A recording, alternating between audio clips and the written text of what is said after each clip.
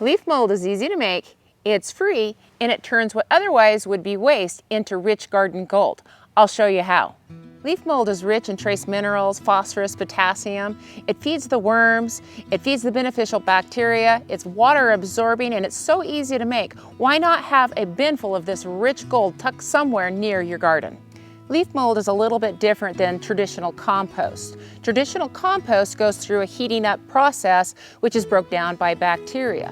And leaf mold is a cool method which is actually broken down by the fungal process. Leaf mold improves the soil greatly. It builds that vital humus in the soil with all of that beautiful carbon-rich matter. You're going to need a lot of leaves, obviously, to make leaf mold, and a bigger variety of leaves will just sweeten the nutritional value of that leaf mold, and it'll help break it down.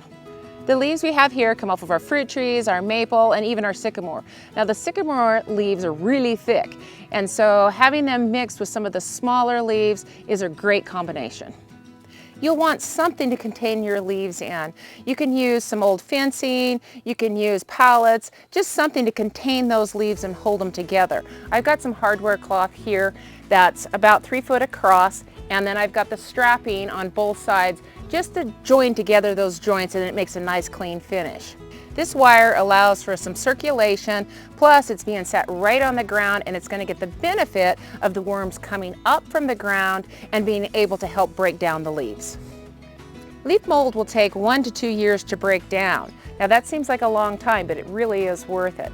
So this will all depend on the size of the leaves, the moisture content in the leaves, the type of leaves, and even your climate.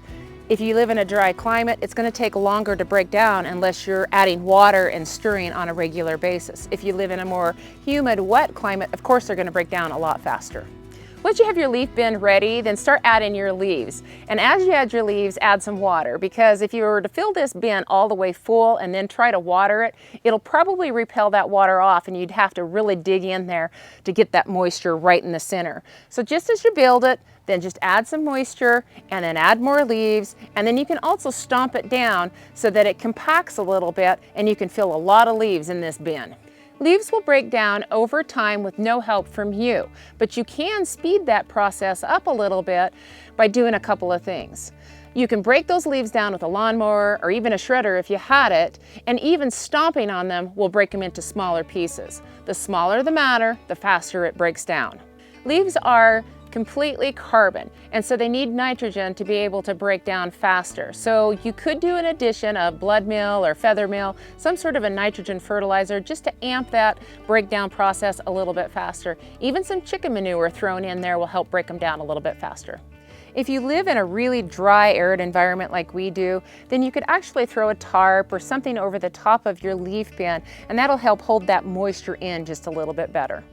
After your leaf mold is set around for a while and the pile is settled and you dig in the center of it and it's dark brown like this and crumbly and it doesn't resemble leaves anymore, and it actually smells like a clean forest floor. And this can take 1 year to 2 years, and it's wonderful and ready to use at this point. Leaf mold is beneficial for every part of your garden. You can use it on your perennials, you can use it on your annual vegetables, or right in your garden soil. It's especially good for woodland type medicinal herbs. Leaf mold is vital to areas that experience drought.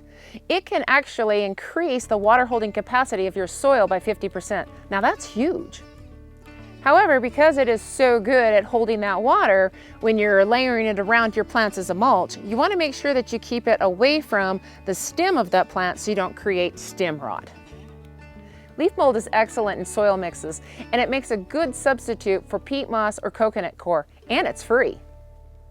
Leaf mold really helps with the water holding capabilities in sandy soils, and it loosens clay soil. It's really the perfect soil amendment. Mother Nature provided all of these beautiful leaves for us, so let's use them for our gardens. Till next time, see ya! I don't think I'm going to have enough leaves to fill that bin. They're not falling fast enough. Hey, do you want to help me shake the trees? No, I'm going to make like a tree and leaf. Oh, bummer!